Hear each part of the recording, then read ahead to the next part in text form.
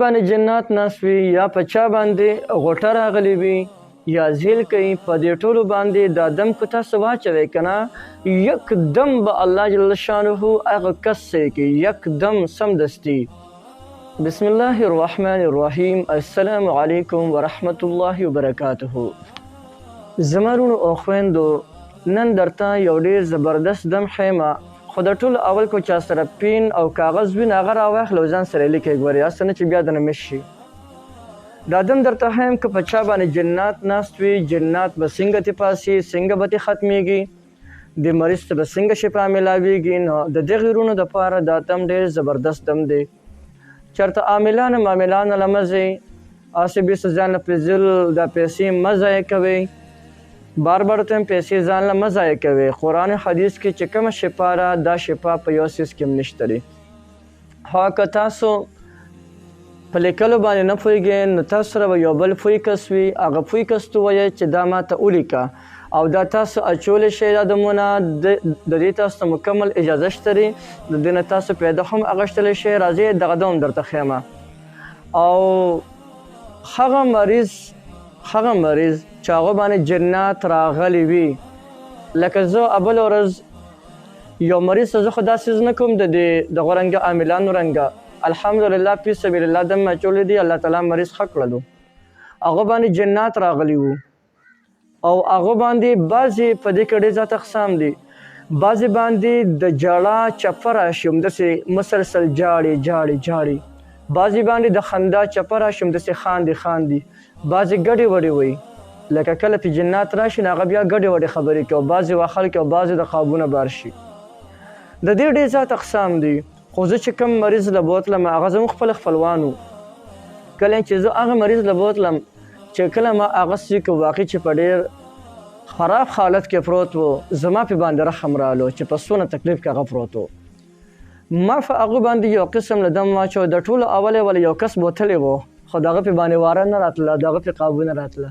هغه وی یاره دا زما د قابونه بار دی، یاره پته نشته چې هغه پې څه کړي والله خلم. بیا ما ته کال وکړلو. بیا زه ناست وم، زما سره ماشومان ناست وو. هغه ټایم کې زما درس شروع و، د دویمې درجې چې کوم دي کتابونه دي هغه ما اخول. ما وی زه چې دا درس وکړم بیا به درشم انشاءالله کله فارغ شم. لیکن بیا چې راپسې ماشوم راغلو نو زه پوه شوم چې دا خلک په ډېر سخت تکلیف کې دي. بیا زه ورغلم هغه مریض په ډېر سخت تکلیف کې پروت و. بیا ما دا دم شروع کړلو. دا تاسو ته هم ویم تاسې هم کولی شئ او بلکل 100% اثر کوي. ښه د ټولو اول ځان سره پین او کاغذ راوالی چې دا ځان سره ولیکئ. هغه دم دا دی د ټولو اول به ځان سره اوبه راوړئ، په جام کې راوړئ، په هر څه کې راوړئ. د ټولو اول به تاسو بسم الله الرحمن الرحیم ووایئ او الحمد شریف په مکمل ووایئ. د ټولو اول به 3 کرته درود شریف ووایئ، بیا بسم الله الرحمن الرحیم او الحمد شریف په تر داخله پورې دا دغه سورة الفاتحه به ټول ووایئ. د هغې نه پس به بسم الله الرحمن الرحیم ووایئ، قل اعوذ برب الفلق صورت به ټول ووایئ 3 ځله، بیا بسم الله الرحمن الرحیم قل اعوذ برب الناس صورت 3 ځله.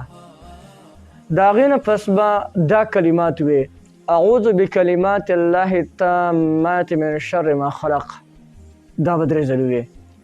د هغې نه پس به 3 کرته ده ووایئ، بسم الله الذي لا يضر مع اسمه شيء في الارض ولا في السماء وهو السميع العليم، 3 ځله دا شول.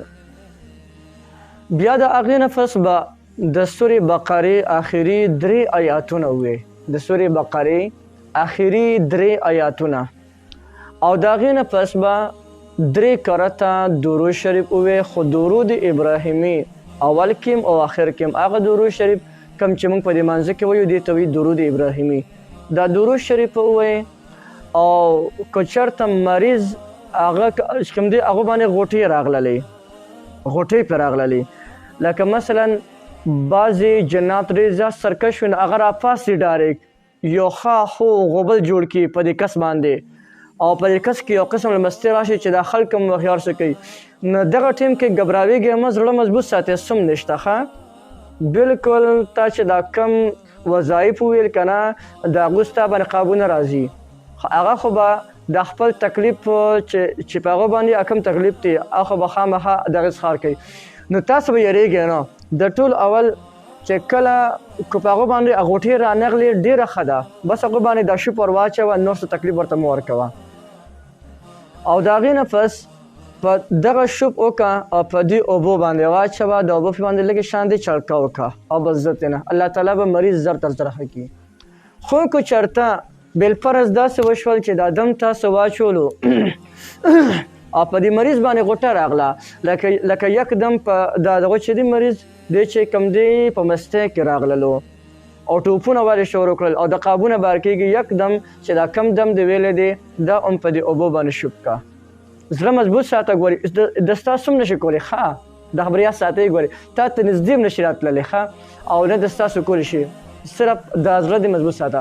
او بیا چې دا کمې اوبه دي که نه دا پرې باندې شوب کا او کله چې مستی کې راشي بس دغه رنګې یو څو چې کوم دي اترمکې پوه کړه چې څونه اوبه دي دا ټول اوبه پرې باندې دغسې ترمکې داسې نه اچوروی پرې به داسې نه دا راواخله داسې خو دا دم به مخکې په دغه معنا چې دا په دې مریض باندې دغه رنګې ورترمکه کې د سر نه تر د خپو پورې دې سره به دا مریض چې کوم دی هغه به سر ولګوي او دې به چې کوم دی آرام شي، ده ته به یو قسم لا سکون راشي او دې چې هر څومره وخت بېهوشه لکه مثلا 15 منټه چې کوم دی هغه بېهوشه دی، 10 منټه بېهوشه دی یا چې کوم دی په وخت بېهوشه دی، هر څومره بېهوشه ځکه چې کله چې دغونې د کس نه کله جنات لاړ شي نو دا بیا چې کوم دی هغه بېهوشي دی چې هر څومره بېهوشي دی ښه په قلار پرېږدئ په خپله څه وخت پس په هوش کې راشي او تا سره به خوا کې نور اوبه پرتې هغه به یې باندې وڅښه مریض به یکدم ټیک ټاک شي.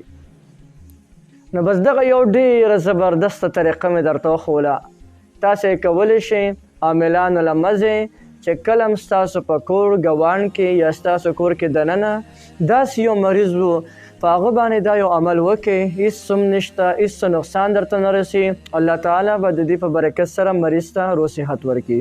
نو د دې مکمل اجازت دی تاسو هم کولی شئ هر څوک د دې نه پیدا غشتلی شي. یو خبره ته بیا کومه چې ګل زړه مضبوط ساتئ زړه به نه بیلی، د ستاسو څوم نشي کولی زړه به مضبوط ساتئ.